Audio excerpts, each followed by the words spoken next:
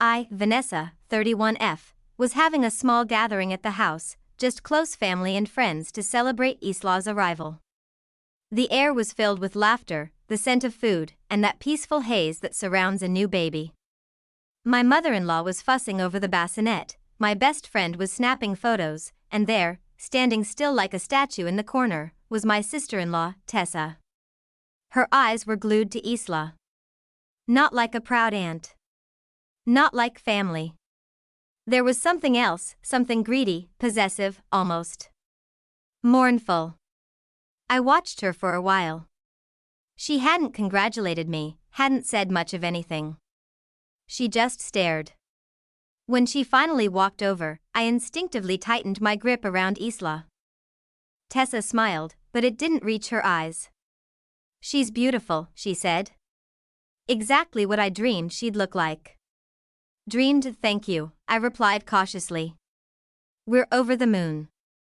Tessa leaned in too close, brushing her fingers against Isla's soft cheek. "She looks like she belongs with me." I blinked.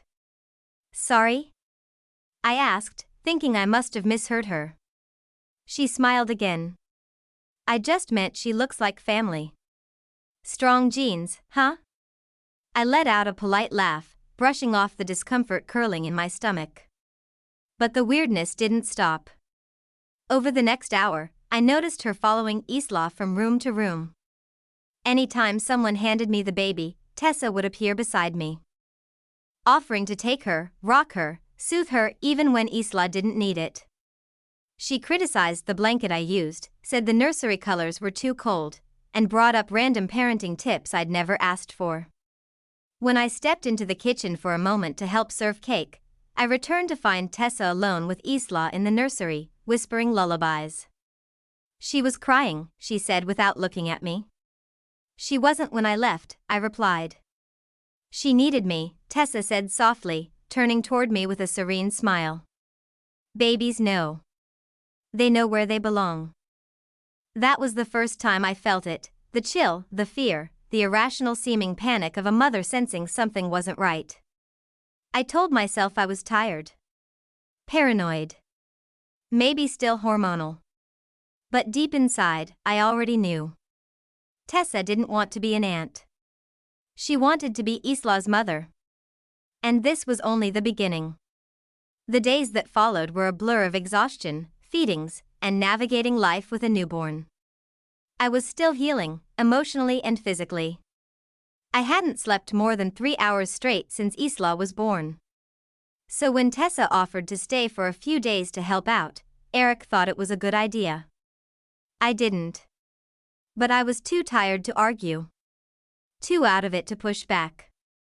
She arrived with bags, not overnight ones, but like she was moving in. Designer luggage, books about motherhood, and a brand new baby carrier she said she'd use when we went on walks. "We?" I muttered, more to myself than to her. Tessa smiled and kissed Isla's head. "Just us girls." That night, while I sat on the couch nursing Isla, I overheard Tessa on the phone. "She's overwhelmed," she whispered. "She doesn't really know what she's doing. I've had more experience with babies than she has." "Yeah. Honestly, the baby clings to me more than her. It's like she knows." I gripped Isla tighter, my blood boiling. The next day, she brought home baby clothes. I thought they were gifts at first. Until I noticed they were all monogrammed with the initials L.M. Isla's name was Isla Rose Moore. L.M. Made no sense. "Lena May," Tessa said casually when I asked. "Excuse me?" "She looks more like Alina, don't you think?" She replied, folding the onesie and tucking it neatly into my baby's dresser. "I always thought that would be the name of the first girl in our family." I stared at her. "Her name is Isla." Tessa blinked slowly. "Names are just labels. The connection is what matters." She walked out, leaving me frozen, with that same creeping dread crawling down my spine. That night, I asked Eric to talk to her. He sighed, rubbed his temples. "Babe, she's trying to help. She's not used to being around babies. Maybe she's just awkward about it. She's calling my child by a different name, I hissed. She's acting like she's Isla's mother. It's not normal. Eric frowned. Tessa's been through a lot. You know she's had fertility issues. Maybe this is just hard for her. Just be patient. Patient, with a woman who was slowly erasing me from my own motherhood. I didn't sleep that night. I sat up holding Isla, my heart pounding every time I heard Tessa's footsteps in the hallway. One afternoon, I found Tessa in the nursery rearranging everything. She'd moved the crib closer to the window for sunlight, changed the nightlight, and swapped out the soft pink blankets I'd picked with a bright teal set she had brought. Don't you think it's more cheerful? She said, tilting her head. No, I said firmly. Please don't change her things. She paused, then gave a little laugh, the kind you make when you think someone is being silly. I'm just helping. You don't need to be so territorial. Territorial. That word struck me like a slap. This is my child, Tessa, I said, sharper this time. You're a guest. Please respect that. She smiled again, that unnerving, almost pitying smile. I just want what's best for her. She walked past me, trailing her fingers along Isla's changing table like it belonged to her. That evening, I caught her scrolling through baby name websites. Not her phone. Mine. I confronted her. I was just helping, she said, brushing it off. You clearly weren't prepared for any of this. I just think Lena, stop calling her that. I snapped. The silence that followed was ice cold. Tessa's expression shifted from fake sweet to venomous in half a second. You don't deserve her, she said quietly. You treat her like an accessory. Like some reward. But I prayed for her. I dreamed of her. I've been ready to love her for years. I didn't even respond. I couldn't. I was shaking. I picked up my daughter and locked the door behind us. That was the last night she spent in our house. Or so I thought. Because what came next made everything before it look like child's play. After that night, I told Eric everything, every eerie word, every weird moment, and especially what Tessa had said about not deserving Isla. He finally listened. He agreed it was time for her to leave. The confrontation was uncomfortable, to say the least. Tessa didn't yell. She didn't cry. She didn't argue. She simply smiled. I understand, she said, folding her clothes slowly. You're afraid. I'd probably be afraid too if I were you. If you were me? I asked, dumbfounded. She turned to me with a serene look. A woman who doesn't understand the connection her child has with someone else. It must be hard. Eric stepped in, tense. Tessa, you've crossed too many lines. Please, let's not make this worse. Just go. She nodded. Of course. I'll leave. But you can't erase what already exists. She walked out that night without so much as a goodbye. It felt like a dark cloud had lifted, but only briefly. Because 2 days later, I noticed Isla's birth certificate was missing. I tore the house apart. It had been in our lockbox, along with her hospital records. I panicked. My stomach turned. Then came the message, a screenshot from an online forum for unconventional parenting stories. Anonymous, of course. But it was her. Some of us were meant to be mothers, even if the child came into the world through someone else. Biology is not the only form of destiny. My hands trembled. I knew what she was doing. I told Eric. We changed the locks. We got cameras. We went to the police, but there was no concrete evidence, just paranoia and a creepy aunt with bad boundaries. Until it escalated, it was a Thursday when I caught her at the daycare. Yes, daycare. Isla had just started a couple days a week so I could ease back into work. I had carefully vetted the place, given them a list of who was authorized to pick her up, emphasized it had to be me or Eric, no one else. And yet there was Tessa, at the front desk, with a forged ID and a baby carrier strapped to her chest. She was calm. Polite. Said she was Vanessa's sister and had to rush because the parents had an emergency. She looked confident. Like she belonged. Luckily, Isla hadn't been handed over yet.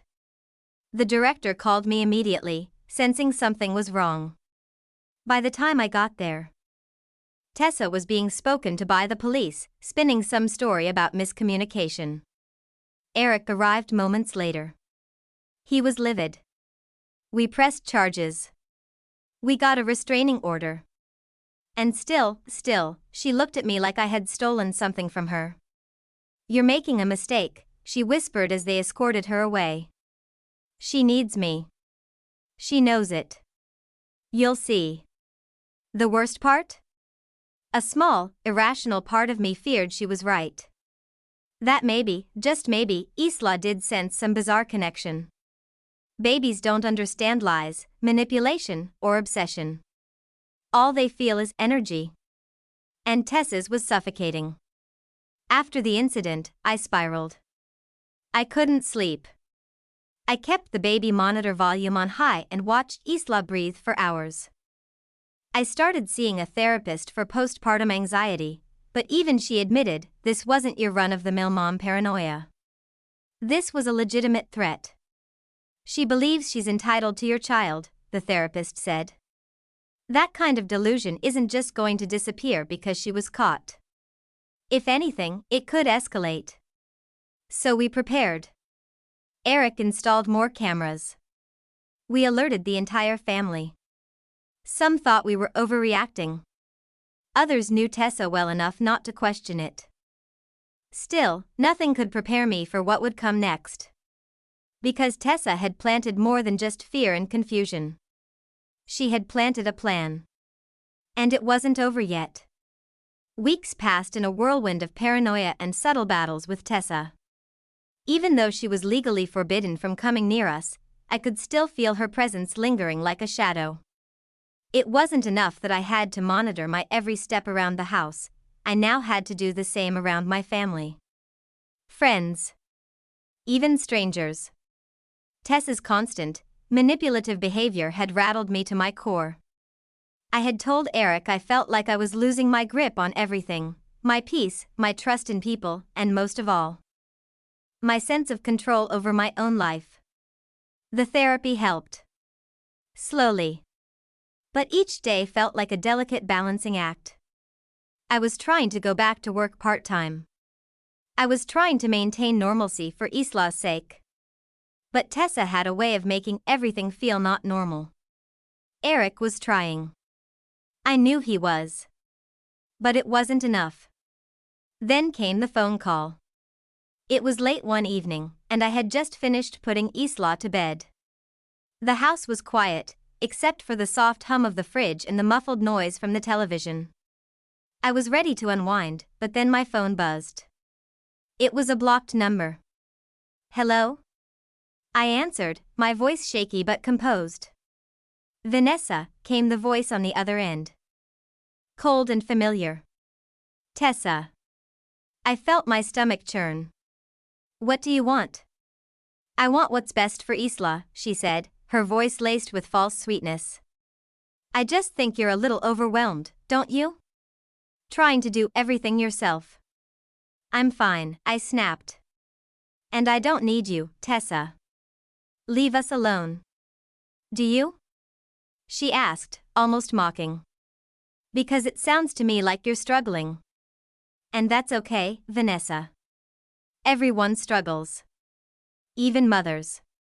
I could feel the bile rising in my throat. "Leave my family alone.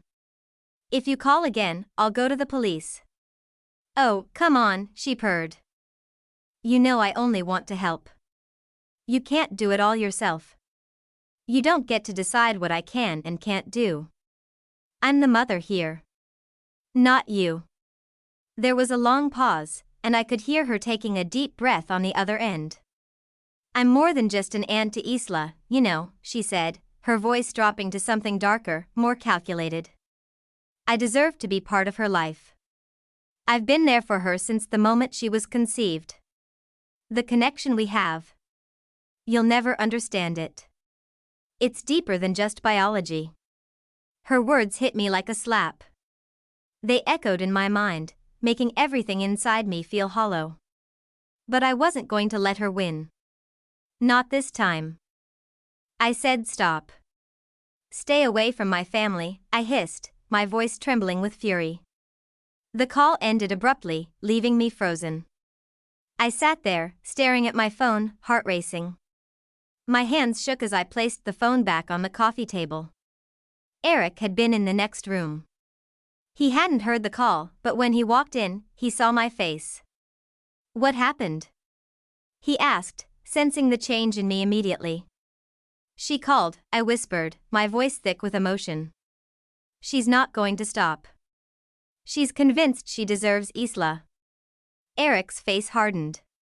He came over and knelt beside me, taking my hand in his. We're not letting her do this, he said, his voice firm. We're stronger than she is. I wanted to believe him. I really did. But Tessa was relentless.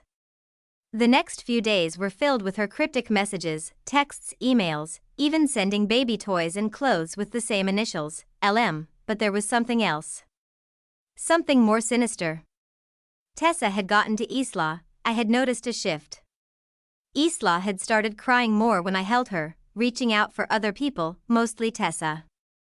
Her little arms would stretch, and her big eyes would lock onto her, as if Tessa was someone she knew and trusted. It tore me apart. It was a Sunday afternoon when I confronted her. We had invited the family over for a casual brunch. Eric and I thought it would be a good way to show the rest of the family how things were moving forward, as we'd been so consumed with the aftermath of Tessa's manipulation. But that morning, when Tessa walked in, she acted as if everything were normal. Her smile was too bright. Too calculated. And when she went straight for Isla, I felt my breath catch in my throat. I watched as she picked her up without a second thought, as though Isla were her own child. My blood boiled. I took a deep breath and stood up. No, I said sharply. Give her to me. Tessa froze, a shocked look flashing in her eyes. For a moment, I thought she might put up a fight. But instead, she turned Isla toward me, her eyes narrowing slightly. You're overreacting, she said in a low voice. No, I snapped. I'm not. I'm the mother. You need to stay away from my daughter. I could feel the tension building in the room. Eric was watching, silent, as was everyone else. They could see the strain between us. They could feel the weight of what was happening. Tessa's smile faltered. You don't understand, she said quietly. I've been ready for this. You'll see. You'll all see. That night, Eric and I had the hardest conversation of our lives. We talked about the past, about Tessa, about what she had done. But most of all, we talked about Isla's future. I don't know how much longer I can keep this up, I said, my voice breaking. She's everywhere, Eric. In everything. She's trying to replace me. I know, Eric said softly. And I'm so sorry. I should have seen it earlier. I should have done more. We have to protect her, I said, wiping away a tear. We have to keep her safe. But there was more to it than that. I wasn't just protecting Isla anymore. I was protecting myself. My identity as a mother. As a woman. Tessa had crossed a line. And I wasn't going to let her get away with it. The next day, I filed for a permanent restraining order. It wasn't enough to just block her out. I had to ensure that she could never touch Isla again. And when Tessa heard about it, she was furious. She lashed out, calling me every name in the book. But it didn't matter anymore. She had lost. It wasn't just about Isla anymore. It was about me. It was about standing my ground and making sure that no one, not even family, could take what was mine. The days after I filed for the restraining order were a strange mix of relief and tension. On one hand, I felt like I had taken control back from Tessa, but on the other, there was a gnawing fear deep within me. What if she found a way around it? What if she tried to manipulate Eric again? As she had done so many times before, I couldn't afford to let my guard down. Not now, not ever. Tessa had always been able to worm her way into people's lives, exploiting their weaknesses to her advantage. But this time, she had crossed a line I would never forgive. She had tried to take my child. And I couldn't, no, I wouldn't let her get away with it. It was a Friday afternoon when it all came to a head. I had just finished a meeting with a potential client for a new business venture I had been working on in secret. It was a small, startup venture, but it felt like my way of asserting my independence after everything that had happened. I had always been a hands-on person. Always in control of my own fate. And now, I was finally going to do something just for me. I was sitting at the kitchen table, reviewing some documents, when I heard the doorbell. I froze, heart racing. My gut instinct told me it was trouble. "Vanessa, open the door." Eric called out from the hallway, his voice tense. I walked to the door cautiously, my pulse quickening. I knew who it was. Tessa. When I opened the door, there she was, standing on the other side, looking as calm as ever, but there was something in her eyes. Something dangerous. I felt the anger rise within me, but I kept my composure. "Vanessa," she said, her tone syrupy sweet, "I think it's time we talk." I didn't let her in. "There's nothing to talk about," I said firmly. "I've already made my decision. You're not welcome here." Her lips curled into a tight smile, but it didn't reach her eyes. "You've made a mistake, Vanessa. You think you've won, but you haven't. I'm not interested in your games, Tessa. Leave. Now." But she didn't budge. She stepped forward, her eyes flicking behind me to where Isla's room was. A shiver ran down my spine. "I'm not here to fight," Tessa said softly. "I just want what's best for Isla. You've hurt me, Vanessa. You've taken away the one thing I've always wanted." Her words stung more than I wanted to admit, but I wasn't about to let her manipulate me again. "No, Tessa," I said coldly. "You're not here to help. You're here to steal what's mine. And I'm not letting that happen." She tilted her head slightly, as if weighing my words, and then, for a split second, I saw a flicker of something vulnerable in her expression, a crack in the facade. But before I could react, it disappeared, replaced by a smug grin. "You know, Vanessa," she said, leaning in slightly, "you're not as clever as you think. I've been planning this for a long time. I've made sure that you would lose." My stomach twisted. I was used to Tessa's underhanded tactics, but hearing it out loud made everything feel so much worse. This wasn't just about Isla anymore. This was about power. Control. It was always about her need to dominate. "I know what you did," I said, my voice shaking with anger. "I know you've been manipulating everyone, especially Eric. You've been trying to get close to my daughter, as if you have a right to her." She scoffed, a laugh escaping her lips. "You think Eric will always be by your side? He's mine, Vanessa. I know how to get what I want. And you're just a footnote in this whole story. He won't choose you in the end."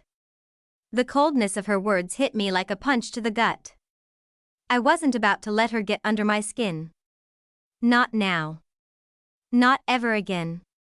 "Leave, Tessa," I said, my voice unwavering. "You've done enough damage. You don't belong here. You never did." Her smile faded, replaced with a look of pure contempt. "I'll make sure you regret this, Vanessa. You'll see." She turned and walked away, but as she did, I felt the weight of the moment settle in. My pulse was racing, my mind reeling. I'd just faced Tessa down, but I knew this wouldn't be the last time. Later that evening, I sat on the couch, my mind consumed with everything that had happened. Eric had gone out for some errands, and I was left alone with my thoughts, feeling the heavy weight of what Tessa had said. She'd been right about one thing: she had been manipulating Eric. I couldn't deny the possibility that, despite everything, Eric might not fully understand how far Tessa had gone. His sister had always had a way of twisting the truth to make herself the victim. And if he didn't see that now, he might never understand. When Eric walked through the door, I could tell he had sensed my mood. He set the bags down and walked over to me, sitting beside me on the couch. "You're upset," he said quietly, his voice soft with concern. "I'm not upset, Eric," I said, my voice barely above a whisper. "I'm done." He looked at me, his expression confused. "Done with what?" "With everything." "With her," I replied, my voice growing stronger. "With you not seeing what she's doing. I'm done being part of your family's drama, Eric. I have Isla to think about now. I have my life to think about." "I know," he said softly, his eyes searching mine. "I'm sorry, Vanessa. I am trying. But I didn't see how deep she'd sunk into our lives. I didn't see it until it was too late." "Maybe it's too late," I whispered, my voice cracking. "Maybe everything's too far gone." "I'll make it right," he promised, his hand gently resting on mine. "I swear, I'll make things right." But even as he said that, I wasn't sure I believed him. Tessa had poisoned everything. And no matter how hard Eric tried, I wasn't sure we could fix this. Not without losing everything in the process. That night, I lay awake, staring at the ceiling, lost in my own thoughts. I didn't know what the future held, but I knew one thing for sure: I would protect Isla. Even if it meant cutting out the people I once loved. It's strange how a single moment can change everything. For me, it happened on a cold, rainy evening when Eric came home late from a work trip. The tension in the air was thick, too thick for casual conversation or polite greetings. I had spent the entire day thinking about my daughter, thinking about Tessa, thinking about the family I was married into. I had spent hours pacing around the house, grappling with the emotional roller coaster of everything that had happened. When Eric walked in, he looked tired but determined. He set his suitcase down by the door and walked straight to me, his eyes full of something I hadn't seen in weeks: guilt. Real, raw guilt. "Vanessa, we need to talk," he said, his voice low. I glanced at him for a moment, feeling a knot tighten in my stomach. For so long, I had been the one who shouldered everything: his family's issues, my own insecurities, and most importantly, Isla's future. It was exhausting. And now, as I watched him standing in front of me, I realized just how much weight I had been carrying alone. "I know, Eric. I've been thinking too," I said quietly, my voice steady but thick with emotion. "About everything." His eyes darkened slightly, and he sat down next to me on the couch, not daring to touch me just yet. "I've seen the way you've been pulling away. I know you're hurt, and I know I've failed you." "No," I cut in, turning to face him fully. "It's not just about you failing me, Eric. It's about us. It's about the choices we've both made. The way I've allowed your sister to keep manipulating us. The way I've stayed in this relationship even though I've seen how much it's been breaking me inside." He looked at me, eyes wide with regret. "Vanessa, please. I didn't know what to do. Tessa's always been a part of my life, she's always been the one to play the victim and twist things around, but I didn't see how much damage she was causing until it was too late." "I don't think it's too late, Eric," I said, shaking my head. "But I'm not sure I can keep fighting this fight anymore. I'm so tired." The tears that I had been holding back for weeks finally slipped down my face. I wiped them away hastily, but it didn't stop the flood. I've been doing this on my own. Raising Isla. Managing everything. And all the while, I've been second to Tessa, second to your family's drama. I can't keep doing this. I can't keep sacrificing everything for a family who doesn't understand what real sacrifice is. Eric's face crumpled with sorrow, and I could see his own internal struggle. But it wasn't enough. He hadn't fought for me, not in the way I needed. He hadn't fought for us. And that realization cut deeper than I had anticipated. You don't have to fight alone anymore. Vanessa. I'm here, he said, reaching out to take my hand. I pulled my hand away gently. The distance between us wasn't just physical, it was emotional. I had built up walls, and I couldn't tear them down anymore. Not now. Not after everything that had happened. I'm sorry, Eric. I really am. But I've made my decision, I whispered, my voice steady and full of finality. He stared at me, his face pale, his mouth working as if to say something, anything, but no words came. He knew, deep down, that I had made up my mind. I'm going to do what's best for Isla.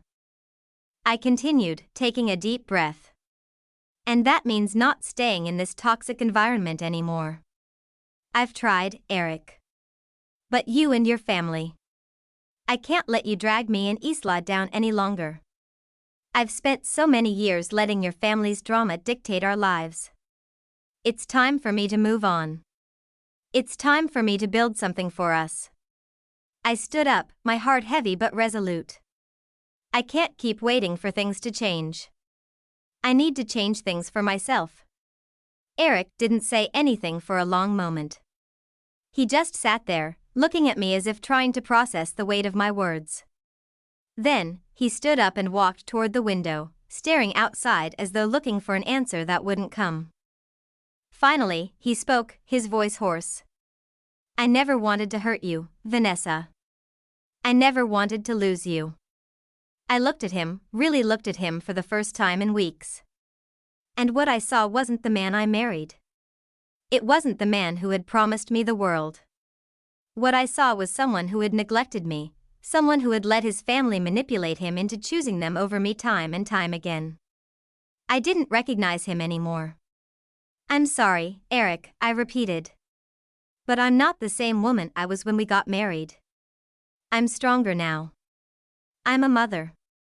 I'm a woman who knows what she deserves. And I won't accept being anyone's second choice. He didn't answer. He just stood there, staring at the rain outside, as if the weight of my words had crushed him. He didn't fight for me this time. The divorce came shortly after. It was painful, but there was a sense of finality to it that I had needed. I fought for everything, full custody of Isla, child support, the house we had built together. I knew what I deserved, and I wasn't about to back down.